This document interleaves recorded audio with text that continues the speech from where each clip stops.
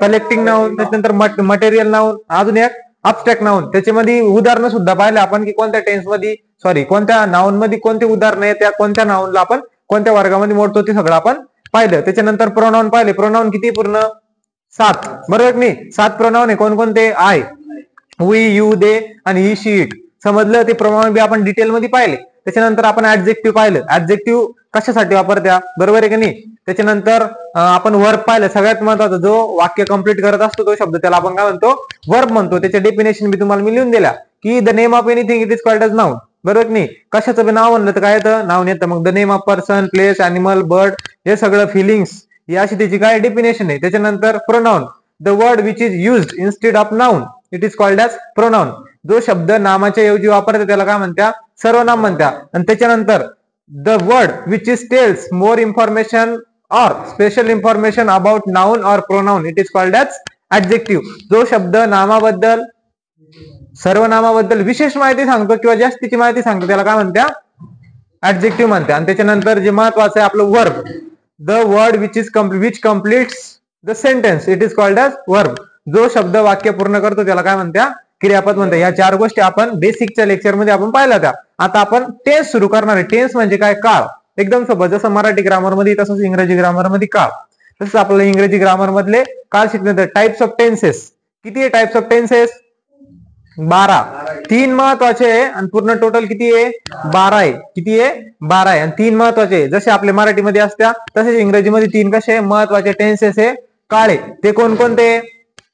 आपला मराठीमध्ये वर्तमान काळ, भूतकाळ, भविष्यकाळ, बरोबर नाही? तसेच 3 काळ कोणकोणते? पहिला आहे प्रेझेंट टेन्स. इंग्रजीमध्ये फक्त लक्षात ठेवायचं. आणि हे 12 टेन्स जर तुम्हाला आले, या 12 टेन्सचे आपण एक एक टेन्स डिटेल न घेणार आहे. एक टेन्स त्याचं खाली स्ट्रक्चर की तो टेन्स कसा वापरायचा, काय वापरायचा, त्याच्यानंतर त्याची उदाहरणं खाली सगळे. म्हणजे 12चे 12 टेन्स जर आपल्याला व्यवस्थित आले तर आपल्याला इंग्रजी बोलता येईल. इंग्रजी वाक्य रचना बोलता येईल व्यवस्थित. आपल्याला इंग्रजी बोलता येते थोडीफार, पण आपल्याकडून काय होतं? वाक्य रचनाची गडबड होती.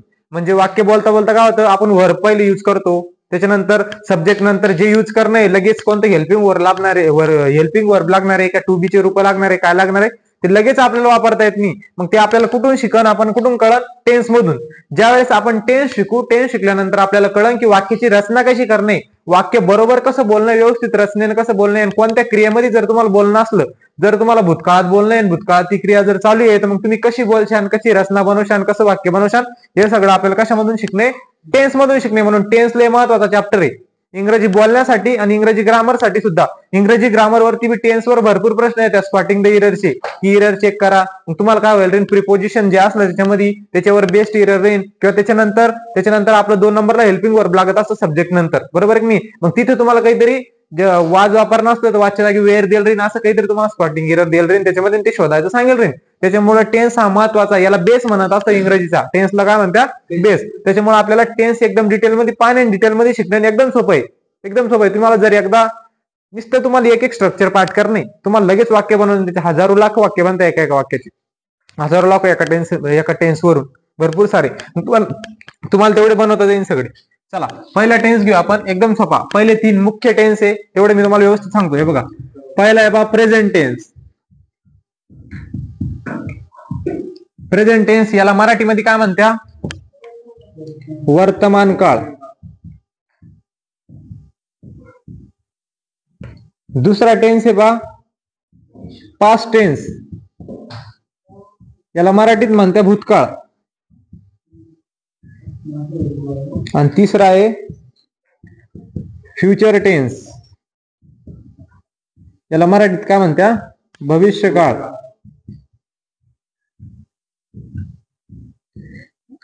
Three main types of tense. लक्षात ठेवायचं कधी काळाचे 3 महत्वाचे प्रकार कोणकोणते? प्रेझेंट टेन्स, पास्ट टेन्स आणि फ्युचर टेन्स. समजलं? 3 महत्वाचे. त्याच्यानंतर याचे 3 प्रकार, याचे 3 प्रकार, याचे 3 प्रकार. इथे एक डायग्राम तयार होती. कोणती डायग्राम तयार होती? पाय डायग्राम किंवा पाय चार्ट आपण त्याला म्हणत असतो. कशी? हे बघा, हा टेन्स आहे. हा काय? टेन्स. लक्षात ठेवायचं हा टेन्स. याचे 3 प्रकार मुख्य. याचे 3 मुख्य प्रकार आहे. कोणकोणते? Present tense, past tense, future tense. त्याच्यानंतर ह्या प्रेझेंटचे अजून 3, पास्टचे अजून 3 आणि फ्युचरचे अजून 3. सगळ्याचे 3 प्रकार. हे 9 आणि हे 3 किती झाले? 12. हा मेन टेन्स आहे, बरोबर नाही? हा घरातला प्रमुख हा आजोबा, त्या आजोबाची 3 मुलं, त्या 3 मुलाची अजून 3 मुलं. समजलं? लक्षात ठेवायचं ह्या येणं, या ट्रिक्सनं. हा कोण आहे? आजोबा आहे. त्या आजोबाची 3 मुलं आहे, त्या 3 मुलाचे कोण आहे? मुलं आहे. 3 मुलं आहे सगळ्याचे. समजलं? असं अशा पाय चार्टने हे लक्षात ठेवायचं. एकदम सोपं एकदम. मग आपल्याला कळून जाईल की टेन्स किती आहे? 12 टेन्स आहे. महत्वाचे टेन्स 3 आहे. त्याचे उपटेन्स प्रत्येकाचे 3 टेन्स कसे उपटेन्स ज्याला म्हणू आपण, किंवा प्रकारे सगळ्याचे 3 टाइप्स आहे. समजलं? चला पुढं. पहिला आहे प्रेझेंट टेन्स. एकदम सोप्या भाषेमध्ये प्रेझेंट टेन्स म्हणजे वर्तमान काळ. ज्या काळामध्ये आपण जगतो, आपण राहतो, त्याला काय म्हणत्या? वर्तमान काळ. बरोबर की नाही? म्हणजे ज्या वाक्यामध्ये आपण व्हर्ब पहिलं वापरतो, कोणतं? साधं वर्ब वापरतो वर्तमान काळातलं, त्याला काय म्हणत्या? Present tense. म्हणजेच काय? जर क्रिया वर्तमान काळात घडत असली त्याला म्हणायचं वर्तमान काळात. वर्तमान काळात कशी? मी क्रिकेट खेळतो, वर्तमान काळात खेळतो. बरोबर की नाही? खेळतो. आता सध्या मी खेळतो, मी खेळत आहे. कशामध्ये? वर्तमान काळात असे. बरोबर नाही? सगळं वर्तमान काळात मी खेळत आहे. बरोबर नाही? म्हणजे जे वाक्य वर्तमान काळात असतं किंवा प्रेझेंट हॅबिट नाही तर काही दाखवत असतं, त्याला म्हणतो आपण प्रेझेंट टेन्स. समजलं? त्याच्यानंतर भूतकाळ, पास्ट टेन्स. जी घटना घडून गेली किंवा जी गोष्ट जे काही असं जे घडून गेलं त्याला म्हणत असतं भूतकाळ. म्हणजे कसं? मी पाणी पिलं, घटना घडली. बरं नाही? मी पुस्तक वाचलं, घटना झाली. त्याच्यानंतर मी काहीतरी लिहिलं, बरोबर नाही? मी 2 पेज लिहिले, 3 पेज लिहिले, असं सगळं हे कशामध्ये येतं? भूतकाळामध्ये. जर घटना घडलेली असली, मी जात होतो, हे बी कशामध्ये आहे? भूतकाळामध्ये. कशामध्ये आहे? भूतकाळामध्ये. क्रिया चालू आहे पण कशामध्ये आहे? भूतकाळामध्ये चालू आहे. मग त्याला म्हणायचं भूतकाळ. समजलं? क्रियानुसार, क्रिया कोणत्या काळात घडत असली त्याच्यानुसार. आणि तिसरा आहे आपला सगळ्यात महत्वाचा म्हणजे तिन्ही महत्वाचे, बरं नाही? फ्युचर टेन्स, भविष्यकाळ. जी क्रिया घडणार आहे, क्रिया घडणे, क्रिया घडली आणि क्रिया घडणार, 3 टेन्स. समजलं? क्रिया घडणार म्हणजे मी उद्या सकाळी उठून चहा पिईन, काय आहे? क्रिया घडणार आहे. घडली का अजून? नाही. त्याच्यानंतर मी उद्या शाळेत जाणार, भविष्यात येणार आहे. बरोबर नाही? त्याच्यानंतर मी प्रभू सोबत संभाजीनगरला जाणार. बरोबर नाही? म्हणजे हे काय आहे? क्रिया अजून घडणार आहे. घडली का? नाही. घडत आहे का सध्या? नाही. म्हणजे क्रिया घडायला अजून बाकी आहे. मी त्याला शोधेल, मी तिला शोधेल. म्हणजे हे कोणता काळ झाला? भविष्य काळ झाला, फ्युचर टेन्स झाला. हे महत्वाचे टाइप्स ऑफ टेन्सेस किती आहे? 3. कधी लक्षात ठेवायचे? महत्वाचे present tense, past tense, future tense. महत्वाचे टेन्स आहे. 3 टाइप्स ऑफ टेन्स. समजलं? लक्षात बसलं? चला बंद कर बरोबर त्याला.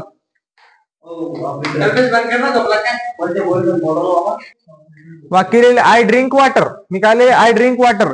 मी या वाक्याला असं लिहिलं आय वॉटर ड्रिंक. बरोबर आहे? चुकीचं आहे? चुकीचं आहे. हे चुकीचं आहे. कसं आहे? चुकीचं आहे. म्हणजे ही रचना बरोबर आहे. आपण कधी कधी असं बी बोलतो मराठीनुसार. आपल्याला माहिती आहे मी पाणी पितो, मग आपल्याला माहिती आहे बरोबर नाही? आपण रचना कशी करतो? मी म्हणजे काय? आय. पाणी म्हणजे काय? वॉटर. पितो म्हणजे काय? ड्रिंक. मग आय वॉटर ड्रिंक. पण हे चुकीचं आहे. असं होत नाही. मग असं आपल्याकडून न होणं, बरोबर असं लिहिणं. मग मी असं बरोबर लिहिलं. काऊन लिहिलं? कारण की मला टेन्स माहिती आहे, टेन्सची रचना माहिती आहे की पहिले काय वापरायचं, त्याच्यानंतर 2 नंबरला काय वापरायचं, 3 नंबरला काय वापरायचं, हे आपल्याला कोण सांगणार आहे? हे आपल्याला टेन्स सांगणार आहे. कोण सांगणार आहे? टेन्स. त्याच्यामुळं टेन्स खूप महत्वाचे. आपल्याला रचना, वाक्य कुठं काय वापरणं, पहिले काय वापरणं, त्याच्यानंतर काय वापरलंय, त्याच्यानंतर काय वापरायचं ते सगळं. मग आपलं वाक्य चुकणार नाही, बरोबर बोलणं. आपल्याला बोलता येतं, फक्त वाक्य रचना गडबड होती, इकडे तिकडे होतं आपल्याकडून शब्द, बरोबर नाही? मग आपलं व्यवस्थित बोलणं असलं लगेच आपण बोलू. चला आता पहिला टेन्स घेऊ आपण. कोणता आहे पहिला टेन्स? पूर्ण टेन्स मी तुम्हाला सांगून देतो एकदम सोप्या भाषेमध्ये लगेच. हे बघा 12 टेन्स आहे. पहिला टेन्स आहे सिंपल प्रेझेंट टेन्स. लक्षात ठेवायची एकदम सोपी ट्रिक्स. सिंपल हा शब्द ध्यानात ठेवायचा. कोणता शब्द? सिंपल. प्रेझेंट, पास्ट, फ्युचर हे आपल्याला माहितीच आहे. सिंपल ध्यानात ठेवल्यानंतर 3 टेन्स ध्यानात आलेच पाहिजे. त्याच्यानंतर दुसरा शब्द ध्यानात ठेवायचा कंटिन्युअस. बसला ध्यानात? 2 शब्द लक्षात बसले. कंटिन्युअस म्हणल्यानंतर प्रेझेंट, पास्ट, फ्युचर आपल्याला माहिती आहे. त्याच्यानंतर तिसरा शब्द ध्यानात ठेवायचा परफेक्ट. पहिला सिंपल, दुसरा कंटिन्युअस, तिसरा परफेक्ट. 3 आले, भरपूर झाले. हे 3 शब्द तुम्हाला ध्यानात ठेवणे. समजलं? म्हणजे परफेक्ट, प्रेझेंट, पास्ट, फ्युचर हे आपल्याला माहितीच आहे. सगळ्यात शेवटीची जे 3 टेन्स आहे त्याच्यामध्ये तुम्हाला बेरीज करणे. कोणत्याची? कंटिन्युअसची आणि परफेक्टची. शेवटीला हे ध्यानात ठेवायचं continuous perfect, continuous perfect, perfect continuous, हे 2 शब्द. पण हे 3 जरी ध्यानात असले तुमचे, सिंपल, कंटिन्युअस आणि परफेक्ट, हे शब्द जरी ध्यानात असले तुम्ही एका याच्यानुसार, बरोबर. हे बघा आता टेन्स सांगतो मी तुम्हाला. पहिला टेन्स कोणता आहे? Simple present tense. समजलं? दुसरा सिंपल पास्ट टेन्स, तिसरा simple future tense. Present, past, future, त्याच्या अगोदर फक्त काय लावणे? सिंपल. त्याच्यानंतर चौथा टेन्स कोणता आहे? Continuous. Continuous present tense, continuous future, continuous past tense, continuous future tense झाले 6 टेन्स. त्याच्यानंतर परफेक्ट शब्द आणायचा मध्ये, perfect present tense, perfect past tense, perfect future tense झाले. किती झाले? 9 झाले. शेवटीला काय करायचं? फक्त 2 शब्द अगोदर वापरायचे. कोणते? Perfect continuous present tense, perfect continuous past tense, perfect continuous future tense. झाले 12 टेन्स. किती सोपे, 2 मिनिटांमध्ये सांगून देतो आपण. मग त्याची रचना, त्याचं काय कसं कसं ते आपण पाहू. तर पहिला टेन्स घेऊ, डिटेलमध्ये घेऊ आपण व्यवस्थित सगळे काही टेन्स. म्हणजे 12 टेन्स आपल्याला फक्त 3-4 दिवस लागणार शिकायला. हे बघा पहिला टेन्स आहे कोणता आहे? Simple present. हे लिहून घ्या, महत्वाचं आहे सगळं काही. सिंपल प्रेझेंट मी लिहिताना तुम्ही लिहून घेत जा लगेच. सिंपल प्रेझेंट टेन्स याला मराठीमध्ये म्हणतात साधा वर्तमान काळ. साधा वर्तमान काळ मराठीमध्ये काय म्हणतात? साधा वर्तमान काळ. Structure subject plus V1 plus object. चला लक्ष द्या आता. हे बघा पहिला टेन्स कोणता आहे? सिंपल प्रेझेंट टेन्स, साधा वर्तमान काळ. नावात असे क्रिया कशी असणार आहे? वर्तमान काळात असणार आहे. आता जर तुम्हाला प्रश्न कशा असते? Identify the tense. खालचा टेन्स ओळखा की टेन्सचा प्रकार कोणता आहे? सिंपल आहे का फ्युचर आहे का कोणता आहे काय? ते सगळे असे प्रश्न असतात. 10वीला हेच प्रश्न आहे बरं की नाही. 10वीला 100% तुम्हाला बोर्डाला हा प्रश्न येणार आहे. कोणता? आयडेंटिफाय द टेन्स किंवा कन्वर्ट द टेन्स. एकदम सोपं, 1 मार्क तुमचा लगेच फक्त उरला. आयडेंटिफाय द हा टेन्स, आयडेंटिफाय टेन्स हा प्रश्न तुम्हाला असतो म्हणजे असतो. आता आयडेंटिफाय टेन्स तुम्ही कशावरून ओळखणार आहे? याच्यावरून ओळखणार तुम्ही. हे सगळ्यात महत्वाचं आहे. स्ट्रक्चर. काय महत्वाचं आहे? स्ट्रक्चर. याला तुम्ही स्ट्रक्चर म्हणा किंवा फॉर्म्युला म्हणा, तुमच्या भाषेमध्ये दोन्ही शब्द तुम्ही युज करू शकता. कोणते बी, स्ट्रक्चर म्हणा किंवा फॉर्म्युला म्हणा. आता याचा फॉर्म्युला किंवा स्ट्रक्चर कसा आहे? S plus V1 plus O. आता आपल्याला हे माहिती पाहिजे S म्हणजे काय, O म्हणजे काय, V1 म्हणजे काय. आता S म्हणजे सब्जेक्ट, त्याला आपण काय म्हणतो मराठीमध्ये? कर्ता म्हणतो. ज्या शब्दानं वाक्याची सुरुवात होत असती त्याला काय म्हणत्या? सब्जेक्ट म्हणत असत्या किंवा कर्ता म्हणत असत्या. मग ते तुमचं नाव असू शकतं, नाऊन किंवा प्रोनाऊन सुद्धा असू शकतो. नाऊन किंवा प्रोनाऊन तो असू शकतो. त्याच्यानंतर वर्ब. वर्ब म्हणजे काय? ज्या शब्दानं वाक्य पूर्ण होत असतं किंवा ज्याच्या शेवटीला ने हा शब्द येतो. कोणता शब्द? ने हा शब्द. त्याला म्हणतो आपण वर्ब. पण कोणत्या याच्यामध्ये? पहिल्या टेन्स मध्ये. त्याचं साधं जे रूप आहे त्यावेळेस म्हणजे साधं सिंपल फॉर्म जर असला त्या वर्बचा, वर्बचे 5 प्रकार आहे. किती आहे? 5 टाइप्स वर्बचे, 5 फॉर्म आहे. पण आपल्याला इथं 4च पाहिजे, 4च महत्वाचे. 5वा बी सगळे सांगतो मी तुम्हाला. V1 काय राहतं, V2 काय राहतं, V3 काय राहतं हे पण. त्याच्यानंतर ऑब्जेक्ट. ऑब्जेक्ट म्हणजे काय? कर्म. कोणाबद्दल बोलेले किंवा कर्म काय याच्यामध्ये? एका वेळेला कर्म नसलं तरी चालतं, फक्त सब्जेक्ट आणि वर्ब असलं तरी तुमचं वाक्य काय होतं? पूर्ण होत असतं. कर्म नसलं तरी चालतं. आता सब्जेक्ट म्हणजे काय? कर्ता. कोणता वापरू शकतो तुम्ही? 7 प्रोनाऊन आहे तुमच्याकडं. 7 प्रोनाऊन पैकी कोणतं वापरा. त्याच्यानंतर एखाद्या मुलाचं नाव वापरा, मुलीचं नाव वापरा किंवा लोकांचं जे वापरता येईल. फक्त सब्जेक्ट वापरता आला पाहिजे. नाव वापरा किंवा वस्तूचं नाव वापरा, काही बी. हे बघा आता मी तो वापरलं सपोज आय. काय वापरलं? आय. सब्जेक्ट काय आपला? आय. त्याच्यानंतर वर्ब आपल्याला माहिती आहे. वर्ब म्हणजे काय? क्रियापद. भरपूर क्रियापद आहे बरोबर नाही. किती क्रियापद आहे? हजारो जास्त आहे की भरपूर क्रियापद बरोबर नाही. फक्त आपल्याला कमीत कमी 100-200 माहिती असतात. आणि 100 जे काही आपले 100-200 क्रियापद आहे ते कोणते माहिती करायचे? जे आपल्या सराउंडिंगला आहे, जे आपल्याला पुस्तकामध्ये कामा येणार आहे किंवा आपल्या याच्यामध्ये कामा येणार आहे किंवा ते डेली आपण युज करत असतो. डेली कोणते युज करतो आपण? खाणे, जाणे, येणे, पिणे हे तरी आपल्याला कमीत कमी ऍटलिस्ट माहिती पाहिजे. मग आता मी इथं वापरलं आहे. त्याच्यानंतर मला एखादं वर्ब सांगा. आता तुम्ही एखादं क्रियापद सांगा, त्याच्या शेवटीला ने हा शब्द आला पाहिजे. प्ले. हा आता याने सांगितलं प्ले. I play. प्ले म्हणजे काय? खेळणे बरोबर नाही. आता हा याचा पहिला फॉर्म आहे. V1च वापरलं मी. V1 म्हणजे पहिला फॉर्म. V1, V2, V3 हे तुम्हाला पाठ करणं पडत की V1 काय राहतो, V2 काय राहतं. जास्त करून V1, V2 ला ईडी लागेल असती. जास्त क्रियापदाला काय होतं? V2 झाल्यानंतर या प्लेचं काय होतं? प्लेड होतं बरोबर नाही. V पोरतं एकदम सोपं आहे. ते बघा आय प्ले बरोबर नाही. असं बी जर असलं, आता मी हे वापरलं फक्त, मी हे वापरलं तरी वाक्य कंप्लीट उरलं. मी खेळतो. पुढे मला काही घेणं नाही. मी खेळतो. काय खेळतो काय नाही काहीच विषय नाही, पण मी खेळतो. I play. झालं वाक्य कंप्लीट. त्याच्यानंतर तुम्ही आता तुमच्या मनानुसार इकडे काही बी ऍड करू शकता, पण तुम्हाला इथपर्यंत आला पाहिजे. I play. प्ले म्हणजे काय? खेळणे. मग मी काय खेळतो? क्रिकेट. मी क्रिकेट खेळतो. प्रभू काय खेळतो? फुटबॉल. त्याच्या मानानं बरोबर नाही. आय प्ले फुटबॉल बरोबर नाही. मी जरी आता टाकलं आणि याच्यामध्ये आपल्याला सेन्स पाहिजे, कॉमन सेन्स बरोबर नाही. आता मी आय प्ले क्रिकेट बरोबर नाही. मी असं जर लिहिलं आता इथं बरोबर नाही, I play gulab jamun. I play gulab jamun चालन का? नाही. गुलाबजामुन खेळाची वस्तू आहे का? खेळाची गोष्ट आहे काही नाही, चालणार नाही. त्याच्यामुळे मी तुम्हाला सांगितलं की वाक्य रचना, कुठं वाक्य कसं वापरणं का वापरणं आपल्याला कोण सांगन? टेन्स सांगन बरोबर मी. आय प्ले खेळणं काय? गुलाबजामुन आपण खेळू शकतो का? नाही. ते लहान पोराचं काम आहे. बरं नाही. मग आय प्ले क्रिकेट, ज्या खेळाच्या गोष्टी आहे कशानुसार, हे जे काही तुम्ही ऑब्जेक्ट युज करणारे, कर्म युज करणारे, कर्म वापरणारे, कशावरून वापरायचं, या व्हर्ब वरून वापरायचं, क्रियापदावरून. याचा सांगायचा अर्थ काय माझा, की क्रियापदावरून क्रियापदावरून कर्म वापरत असत्या. कशावरून, क्रियापदावरून कर्म वापरत असत्या. समजलं. हा जो सब्जेक्ट आहे, सब्जेक्ट नुसार तुम्ही व्हर्ब वापरत असत्या आणि कर्म कशानुसार, व्हर्ब नुसार तुम्ही वापरत असत्या. बघा आता आय प्ले क्रिकेट याचं आहे. आता V1 काय राहतं, V2 काय राहतं, V3 काय राहतं, V4 काय राहतं, आपण बघू.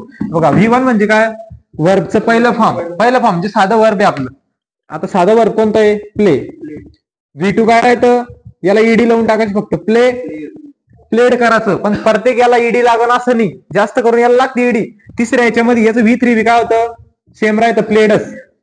प्रत्येक याच्यात लागण असं नाही, ते तुम्हाला पाठ करावं लागेल. त्याची काही ट्रिक नाही की ईडीच लावा नाही लावा ते लावा, बरोबर आहे की नाही. त्याच्यानंतर V4 सगळ्यात सोपा आहे. V4 कसं लक्षात ठेवायचा, आता तुमचं हे काय प्ले, त्याला ING लावून टाकायचं, फक्त काय लावायचं, PLYING, प्लेइंग, बरोबर नाही. आणि एखादं वर्ब आहे तुमचं, एखादं क्रियापद आहे, त्याच्या शेवटीला ई हा शब्द येत असला, कोणता, ई.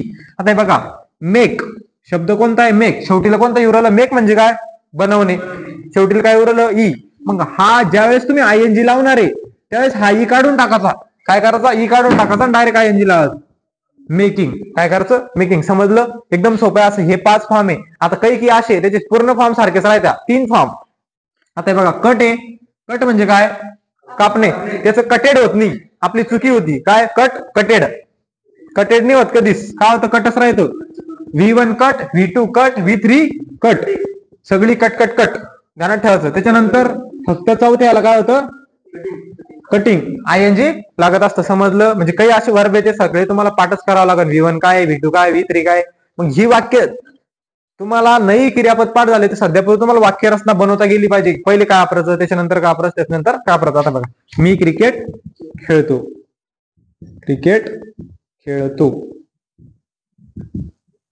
त्याच्यानंतर दुसरं, आता मी घेतो शी वापरलं, मी इथं शी वापरल्यानंतर काय, तुमच्या मनानं कोणतंही क्रियापद. आता मी मेक वापरतो.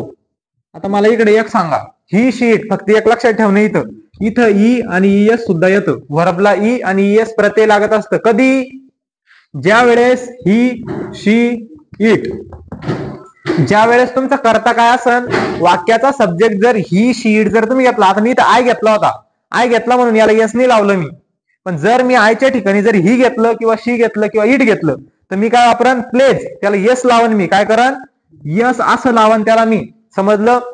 फक्त केव्हा, ज्यावेळेस सब्जेक्ट तुमचा आयच्या ठिकाणी ही, शी, इट असलं त्यावेळेस याला काय लागन, यस लागन, अदरवाईज लागत नाही. अदरवाईज केव्हा लागन, जर एखाद्या मुलाचं नाव तुम्ही 1 नंबरला वापरलं, ही म्हणजे काय, मुलगा, मुलाचं नाव वापरलं, मुलीचं नाव वापरलं किंवा एखाद्या वस्तूचं नाव जर तुम्ही 1 नंबरला वापरलं तर याला यस लागन किंवा ES प्रत्यय लागन. आता हे बघा, मी पहिले काय वापरलं, शी. मग शी वापरलं म्हणल्यावर यस लागणार आहे, त्याच्यामुळं मेक्स, याला यस लावलं मी.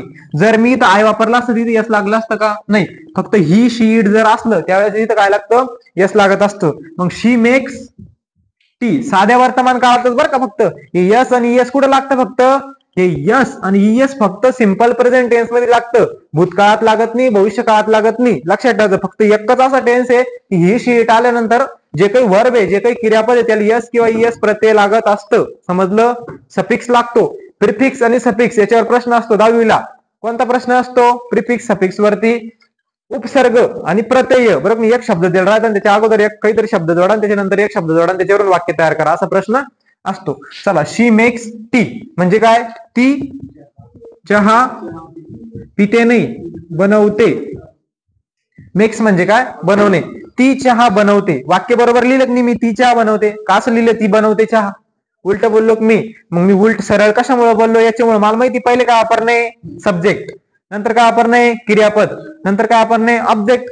ती बनवू काही बी शकती, ज्यूस बी बनवू शकती, ते आपल्या मनाने ऍड करायचं. पण जे बनवता येतं तेच ऍड करायचं, दुसरं ऍड करायचं नाही. समजलं. आता या सगळ्या काही गोष्टी.